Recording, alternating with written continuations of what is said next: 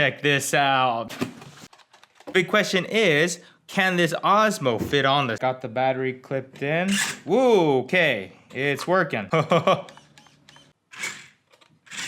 Whoa, that's pretty quick. Look, it left little burnout marks on my table. This thing can burn some rubber.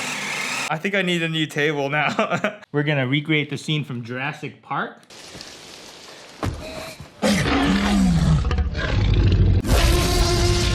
Lefty, that was perfect. You get an Oscar for that. This fits pretty nicely just in there, so we'll see if this is a good placement for it, and hopefully we don't wreck this camera.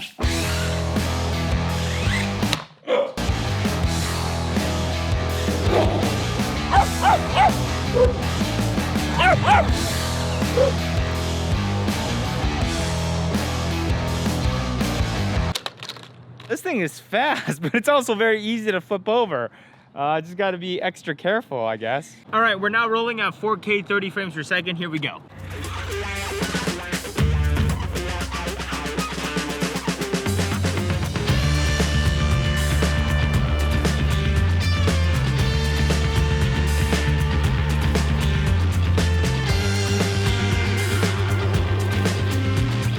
I think it's time for a real challenge now because you're gonna eat the camera, huh? So hopefully my driving skills are okay. I'm gonna try switching this over to 60p real quick just so we can slow-mo it a little bit. So let's see which one's faster, three-legged dog or this RC car. Oh! Okay, it did not go as planned. Camera's still fine. We're gonna give this another shot. Must go faster.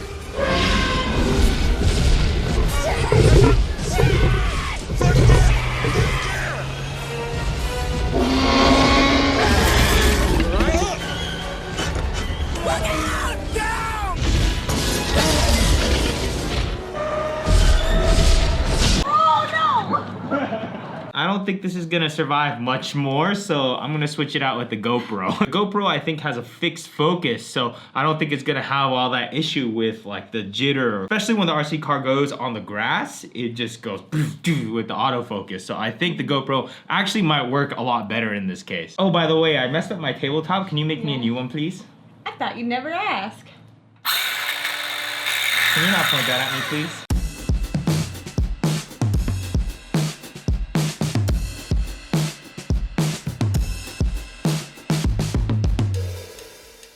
Thank you. What do I owe you for that tabletop, huh? Oh no.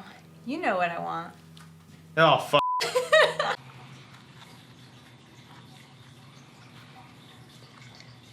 Can I go now? What?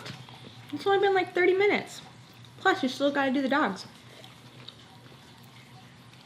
Well, mounting a GoPro itself should be a whole lot easier with adhesives. That's on there good. I think this is gonna work a whole lot better. I didn't even see you there. You just came out of nowhere. So the adhesive actually is not working very well because this part is coming off. It's peeling, so gotta figure something else out.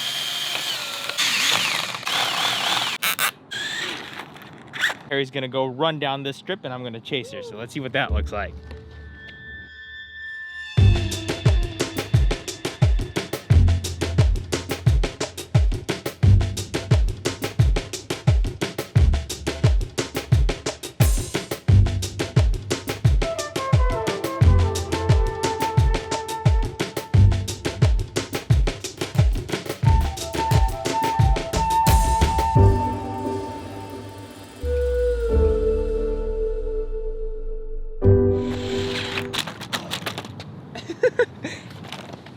That is why we're using a GoPro now instead of that Osmo. That actually ended up looking pretty cool, and now I have it mounted onto the back right here. It's on a swivel mount, so I could point it in different directions, which should be pretty interesting. I think the sweet spot is probably 4K at 60 frames per second because it has hyper smooth, and that really cleaned out all the bumpiness. We also did a few shots at 240 frames per second, but that doesn't use image stabilization, so it came out looking a little bit rocky, but I used warp stabilizer in Premiere, and that cleaned that right out. So I think the wide angle of the this GoPro just makes everything look a lot more interesting because you see the ground and it looks like you're going really, really fast. But yeah, I think it's looking pretty awesome. Let's just get a few more shots at 4K 60 with that hyper smooth so I don't have to do any stabilization in post, and let's see what we get. All right, so for this part, Gio's gonna be driving my Jeep, and then I'm gonna try to send our little RC Jeep in underneath the car. There's enough clearance, so I'm hoping that he can kind of come towards me and we go underneath. Let's see how that looks.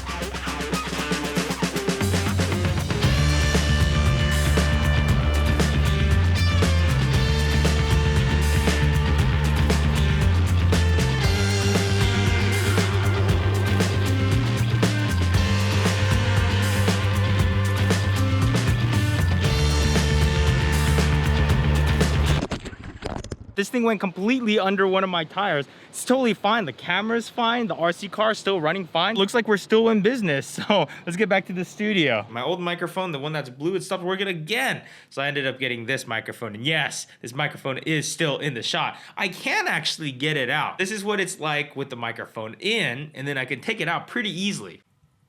And boom, now it's just barely out of frame. I don't know, man. I'm just so used to having a microphone in my shot, but I get so many comments about the microphone bothering you guys. I don't know. Can you guys take that poll real quick and let me know how much it bothers you guys? Should I keep it in the frame or leave it out? This one's the Shure SM7B, and I can get this one easily out of frame, and I think it still sounds pretty good. I don't know. Should I leave it out of the frame like this, or should I bring it back in? I don't know. Pretty big decision, so choose wisely, please. I gotta admit, I had a lot more fun playing with this than I thought I would, so I ordered myself a bigger one. I think it's a 1/10 scale, so it's going to be quite a bit bigger, a little bit more stable, and I kind of want to play with this a little bit more. What do you guys think? Per usual, we're going to read some of the top comments from the last video, but I got sent a few interesting things this weekend. First of all, the Matt222, how did you... That must have taken you a decent amount of time. I'm not gonna lie, I'm pretty impressed. Murasaki sent me this.